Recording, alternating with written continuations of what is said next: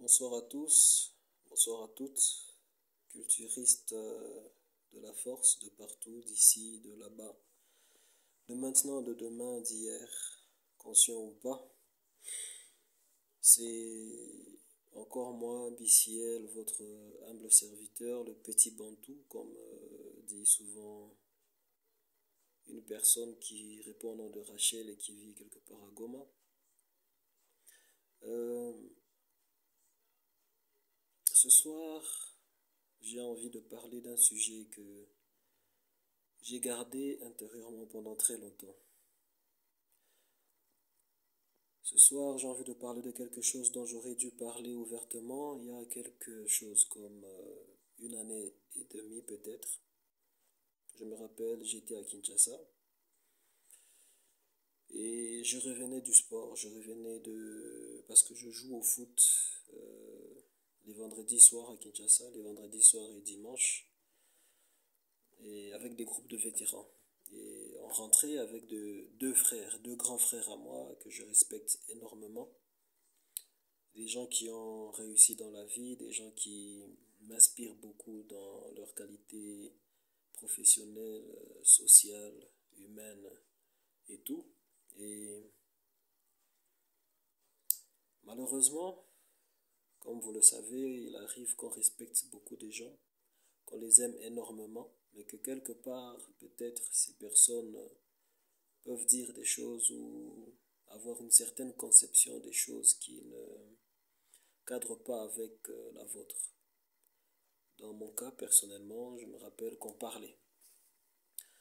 Personnellement, je ne parlais pas beaucoup parce que dans ce genre de situation, je suis beaucoup plus de nature à beaucoup écouter et dire ce que j'ai à dire à la fin. Mais ce jour-là, je n'ai rien dit parce que je ne sais pas si c'était le sport ou si c'était le respect que j'ai pour ces gens-là, mais j'étais resté calme.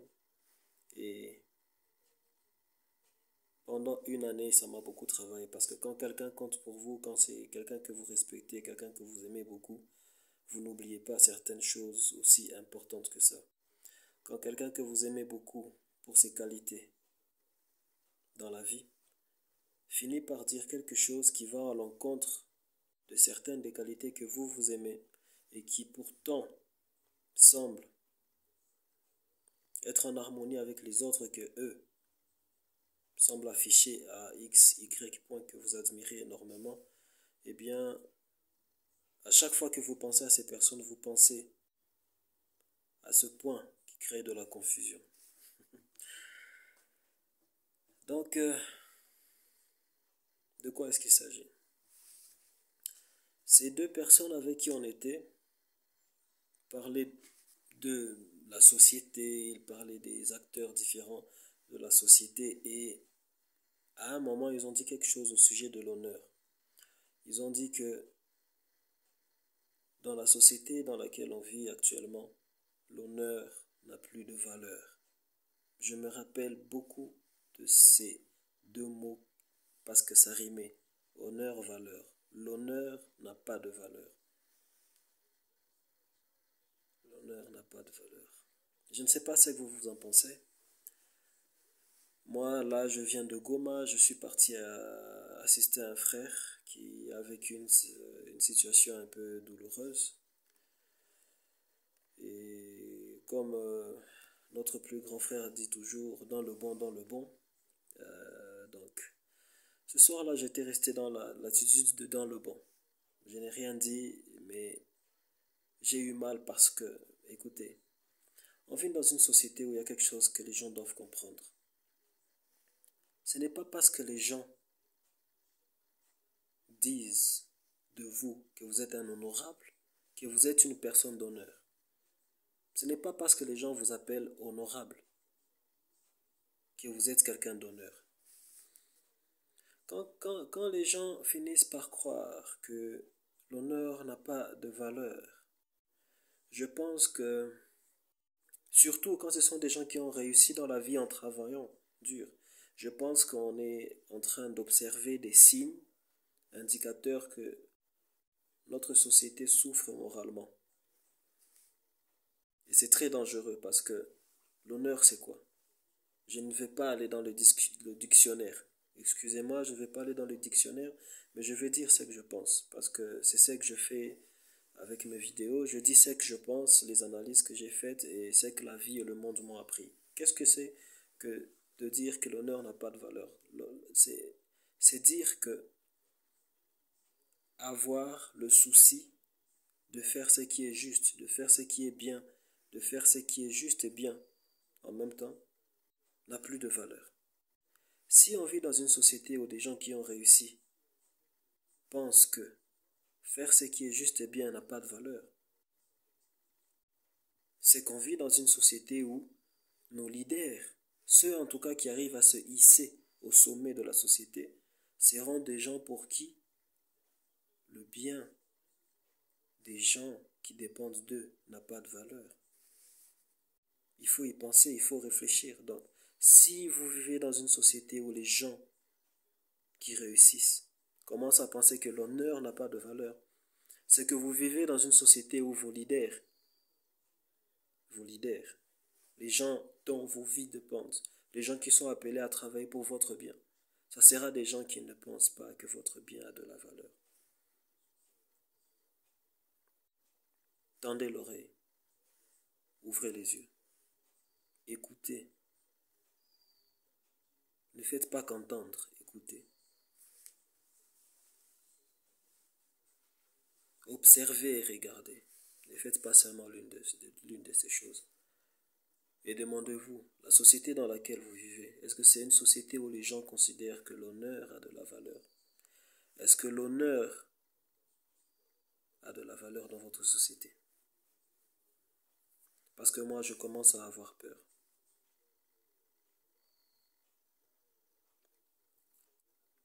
Et j'aimerais vous interpeller, vous les culturistes de la force, et vous demander vous-même, est-ce que vous êtes des personnes d'honneur? Est-ce que pour vous l'honneur a de la valeur? Est-ce que faire le bien et la justice a de la valeur pour vous? En tant que leader, parce que tout le monde, d'une manière ou d'une autre, est appelé à être un leader. Nous sommes actuellement, la plupart des gens que je vise, les Bantous, parce qu'on m'appelle le Bantou Soleil, les Bantous africains.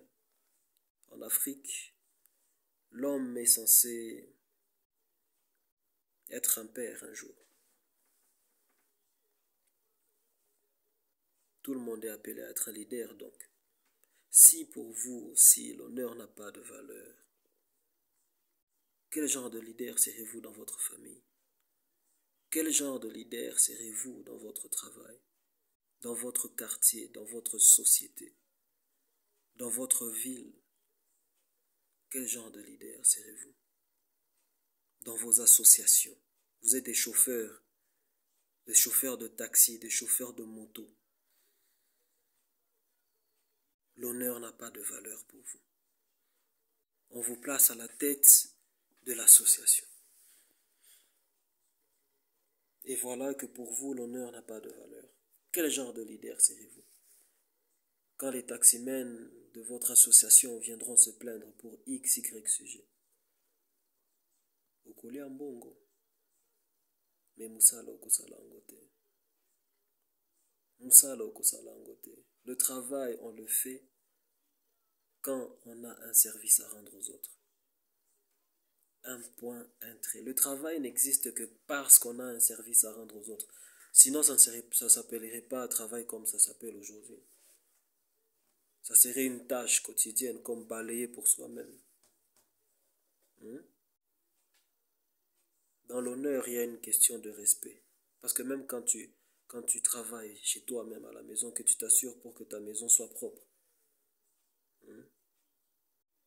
il y a quelque part un honneur qui n'est pas observé par l'œil d'autrui, mais qui est observé par ton propre œil. Il y a une question de respect derrière tout ça. Il faut qu'on commence à observer, qu'on commence à regarder, qu'on apprenne à entendre, à écouter, et à se poser la question de savoir combien ça coûte de devenir une personne d'honneur. Combien? Combien ça coûte à nos leaders qui ont déjà les moyens de devenir des gens d'honneur? Je comprendrais qu'un pauvre soit dans la difficulté de devenir une personne d'honneur. Je comprendrais. Tu n'as pas de quoi t'acheter des vêtements. Tu vis dans une société où on n'encourage pas l'entrepreneuriat. Tu vis dans une société où on n'encourage pas l'imagination, la créativité. Tu vis dans une société où, peu importe le talent que tu as, si tu ne connais personne, on t'abandonne. Je comprendrais que dans ce cas-là, tu sois obligé de faire des choses qui ne sont pas honorables, le temps en tout cas de survivre, parce que la base de l'être humain, c'est d'abord la survie. Et c'est l'avantage que l'homme a par rapport aux animaux. L'homme, une fois qu'il a une fois qu'il a survécu, pardon, une fois qu'il a garanti sa survie, il peut s'élever à d'autres niveaux, n'est-ce pas? Tu es un leader social, tu es placé à des niveaux, à des hauteurs, à des niveaux, à des hauteurs qui te permettent non pas seulement de survivre toi-même, mais de faire survivre des milliers de personnes. Mais tu considères que l'honneur n'a pas de valeur et donc tu te retrouves dans une situation où des énergies que tu peux utiliser pour le bien des gens que tu as appelés à conduire. Parce que être un leader, c'est être un conducteur à la base. To lead. Je ne suis pas très bon en anglais, mais je pense que quand on dit à quelqu'un, can you lead me? Est-ce que tu peux me conduire? Est-ce que oko me manga? Oko la kisanga nzela? Est-ce que oko zala mutu oyo vinanga ezo dépendre nae? Leader. Si tu es un leader quelque part, je t'appelle à faire un travail d'introspection et de te demander qu'est-ce que l'honneur représente pour toi. Qu'est-ce que l'honneur représente pour toi? Parce que demain, tu ne seras plus là. Demain, je ne serai plus là. Demain, même les gens qui dépendent de toi ne seront plus là. Mais notre espèce continuera. Et pour que notre espèce continue et que dans cette continuité, nos enfants, nos descendants, nos aïeux puissent vivre de vies qui valent la peine d'être vécues, il faut qu'on commence à agir en utilisant non pas seulement nos statuts, mais c'est que la force de nos statuts respectifs nous donne pour faire des choses qui sont positives, qui ont un impact positif.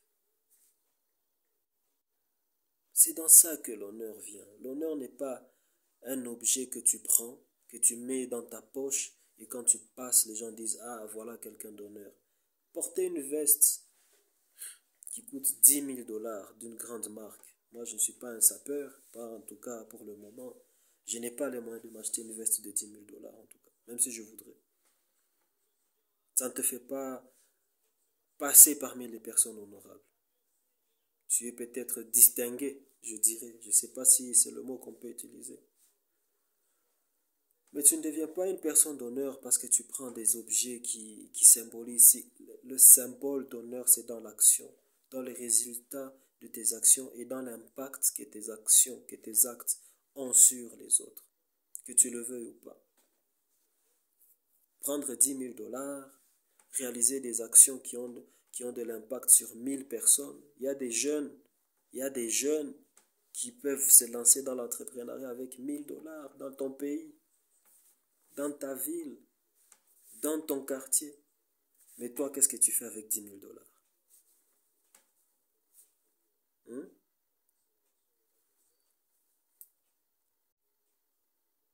Il va falloir qu'à un moment, on fasse un travail d'introspection. Et qu'on s'en rende compte, pardon, que ça ne nous prive pas de notre bien-être.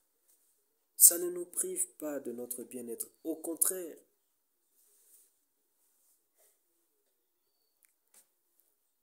qu'est-ce qu'il y aurait de plus beau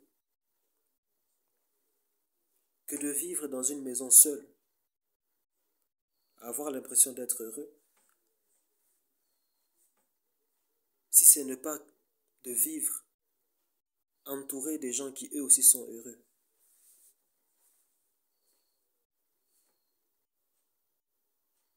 J'ignore si les personnes dont j'ai parlé au début de cette vidéo vont suivre cette vidéo, mais je les interpelle et je les appelle à se repentir de cette idée selon laquelle l'honneur n'a pas de valeur, parce que ces gens-là sont appelés à être des plus grands leaders que ceux qu'ils sont maintenant. Je ne vais pas citer leur nom parce que ce sont des gens que j'aime et je connais leurs capacités et je sais le bien qu'ils font dans la société. Ce sont des grands frères à moi et je sais que parmi nos grands frères, il y en a beaucoup qui sont en train de sombrer dans cette idée selon laquelle l'honneur n'a pas de valeur. Moi, les pires choses que j'ai faites dans ma vie, des choses que je regrette, des choses qui salissent ma personne, ce sont des choses que j'ai faites et qui ont eu un impact négatif sur les autres.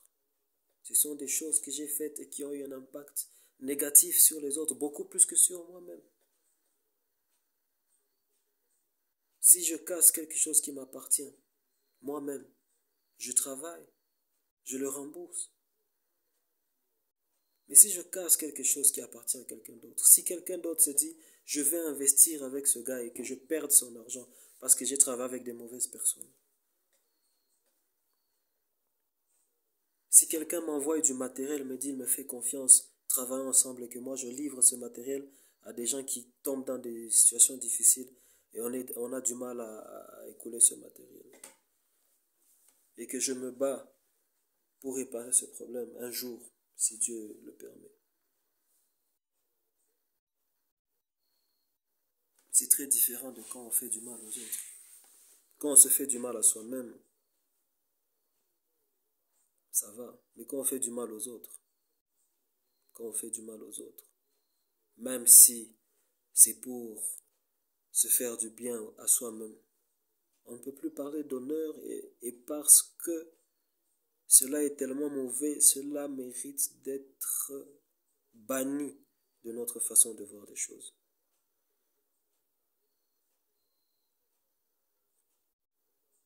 Notre bien-être ne viendra pas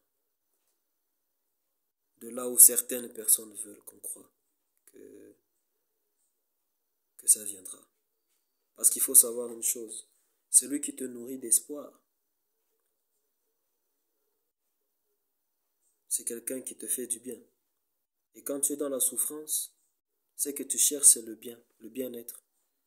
Tu vas finir par oublier de te concentrer sur les choses qui peuvent te faire sortir de cette souffrance et tu vas commencer à te concentrer sur ce que cette personne va créer pour te nourrir d'espoir.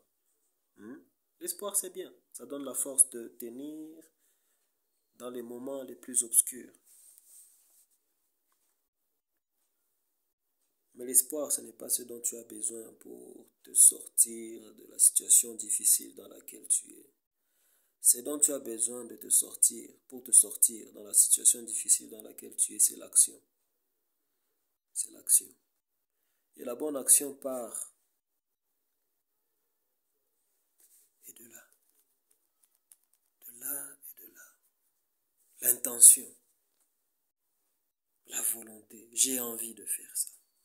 J'ai envie de faire ci. J'ai envie de faire ça.